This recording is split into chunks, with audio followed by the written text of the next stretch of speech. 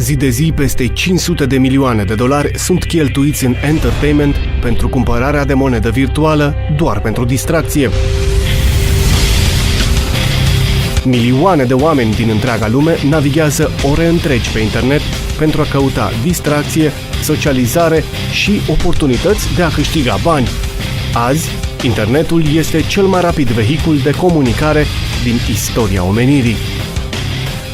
Noi suntem cei care îți dăm posibilitatea să convertești monedă virtuală în bani reali și să obții câștig. Poți să te înscrii gratuit pentru a cunoaște mai bine conceptul. Începe acum!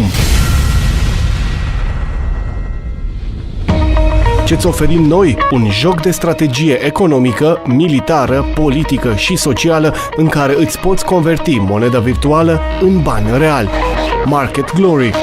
Fiecare jucător din jocul de strategie Market Glory are posibilitatea să muncească, înființeze companii, candideze la guvern, tranzacționeze monedă pe piață financiară, lupte în arenă, investească în acțiuni, să publice articole, să recomande la alți referali, să dobândească grade militare și să-și construiască propria organizație pentru a cuceri alte țări.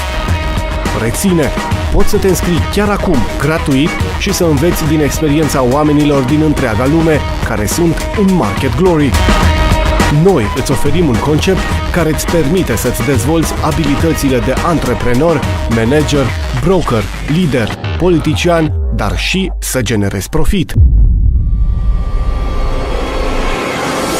De ce câștigă utilizatorii noștri? Spre deosebire de alte jocuri unde poți să cumperi monedă virtuală pentru distracție, noi oferim tuturor utilizatorilor posibilitatea de a câștiga în funcție de abilitățile personale și de strategia pe care o adoptă fiecare persoană.